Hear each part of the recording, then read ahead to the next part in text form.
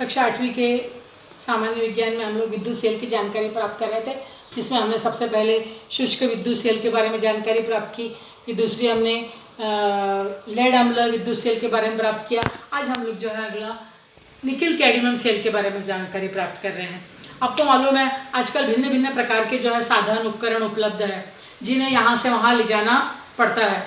ऐसे साधनों के लिए हम लोग निकिल कैडमियम सेल का उपयोग करते हैं। आपने देखा होगा गांव एरिया में जाते हैं तो वहाँ पर देखो किसान वगैरह रात के समय जाते समय ऐसा एक पकड़ के ले जाने वाला देखो ऐसा डब्बा टाइप ले आते हैं जिसमें से प्रकाश निकलती रहती है, बड़ा सा टार्च जिसको बोलते हैं हम लोग, क्या बोलते हैं उसको, बड़ा सा जो बैटरी टाइप ऐसा जो रात के समय जाते हैं उन लोग, तो वैसा वाला जो है सेल लेके जाते हैं, तो उस सेल को हम लोग बोलते हैं निकिल कैडमियम सेल। यह सेल जो है 1.2 वोल्ट का विभवांतर देता है और इसको पुनः आवेशित कर सकते हैं। जब किसान जो है रात को ले जाता है और सुबह जब वापस आता है तो फिर से जो है उसको चार्जिंग पे लगा देता है, तो उसमें निकिल और कैडमियम ऐसी छड़ों का उपयोग किया जाता है। उसके बाद में है अगला लिथियम आयन, लिथियम यानी Li, निकिल यानी Ni, कैडमियम यानी Cd। तो लिथियम आयन सेल का उपयोग, अब लिथियम अगला है हमारा, ये तीसरा था, ये चौथा सेल लिथियम आयन सेल। यदि आपको पूछा जाए कि विद्युत स्रोतों के नाम लिखो या विद्युत सेलों के नाम लिखो, तो ये चार नाम लिखोगे। सबसे पहला शुष्क विद्युत सेल, दूसरा जो है लेड अम्ल विद्युत सेल, तीसरा निकिल कैडमियम सेल और चौथा जो है लिथियम आयन विद्युत सेल। लिथियम आयन विद्युत सेल, आगे सबके विद्युत सेल लगा देते हैं। विद्युत सेल जो है ये जो है आधुनिक साधनों में इसका उपयोग किया जाता है। जैसे जो स्मार्टफोन होते हैं उनसे उसमें जो है छोटा सा देखो डिब्बी के आकार का होता है, बटन के आकार का, वो लिथियम आयन सेल है।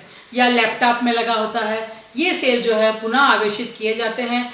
निकिल कैडमियम सेल की अपेक्षा इनमें अधिक ऊर्जा का संचयन होता है, तो लिथियम आयन विद्युत सेल में जो है निकिल कैडमियम सेल की अपेक्षा भी इसका बहुत ज़्यादा विभवांतर प्राप्त कर सकते हैं, और ये ज़्यादा करके स्मार्टफोन में और लैपटॉप में जो है इसका उपयोग करते हैं। तो हमने ये सेलों के बारे में जानकारी प्राप्त करी। अब हम लोग जो है विद्युत परिपथ के बारे में जानकारी प्राप्त करते हैं। विद्युत परिपथ किसे कहते हैं? विद्युत परिपथ यानी हमारे घर में विद्युत धारा जो है कहाँ से कैसे प्रवाहित की जाती है। जैसे अभी मैंने एक छोटा सा विद्युत परिपथ आपको बना के दिखाया था, जैसे फिर से हम लोग एक देखते हैं। तो ये सुचालक तार लगे होते हैं, इस सुचालक तार में क्या होता है, ये बल्ब लगा होता है ना, इस प्रकार।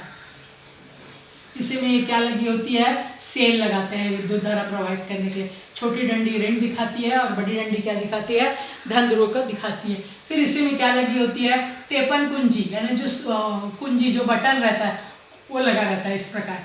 जैसे ये बटन दबाते हैं तो विद्युत धारा प्रवाहित होती है और हमारा सेल जो है, बल्ब जो है चालू हो जाता है। तो विद्युत धारा इसमें जो है ऋण सिरे से धन सिरे की ओर विद्युत धारा जो है प्रवाहित होती है। तो यहाँ पर ये ऋण दिख रहा है, तो इस प्रकार ऐसे विद्युत धारा जो है प्रवाहित होती है यहाँ पर। तो हम लोग विद्युत परिपथ के बारे में देखते हैं। तो इसमें क्या लगा है, देखो एक सेल लगा हुआ है, इसको हम लोग नाम दिखा दे देंगे, ये विद्युत सेल है। यदि हम लोग को ये विद्युत परिपथ की आकृति है तो विद्युत सेल है ये हम लोग का ऊपर क्या लगा रहता है, प्लग कुंजी या टेपन कुंजी, प्लग कुंजी।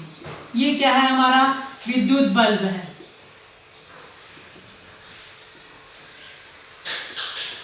इन सारे यंत्रों को जो जोड़ के रखा है वो क्या है, ये सुचालक तार, विद्युत सुचालक तार, जो हमारे घर में काय का बना होता है,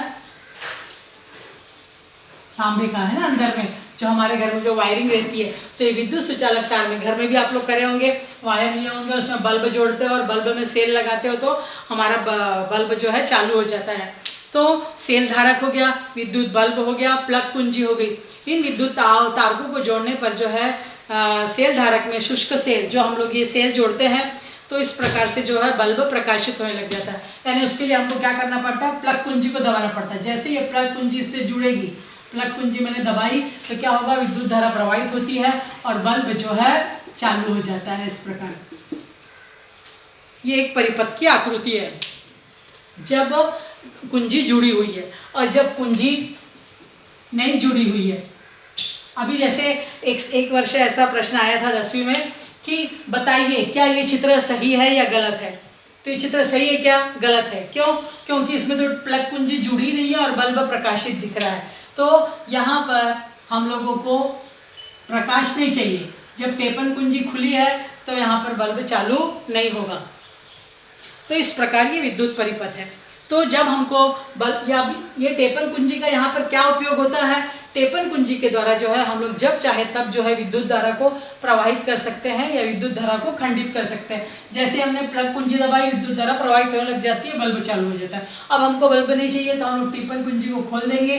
तो यहाँ पर टेपन कुंजी कैसी है, खुली है, प्लग कुंजी खुली हुई है, तो विद्युत धारा प्रवाहित नहीं हो रही है। तो कुंजी का कार्य यहाँ पर विद्युत परिपथ में विद्युत धारा को प्रवाहित करने और खंडित करने के लिए उपयोग में लाया जाता है। यहाँ पर जो विद्युत सेल लगा है इसको देखो इस चिन्ह के द्वारा दिखाते हैं, ऐसा छोटा बड़ा धन चिन्ह, छोटा वाला जो है ऋण चिन्ह दिखाता है और बड़ा वाला धन, इस प्रकार।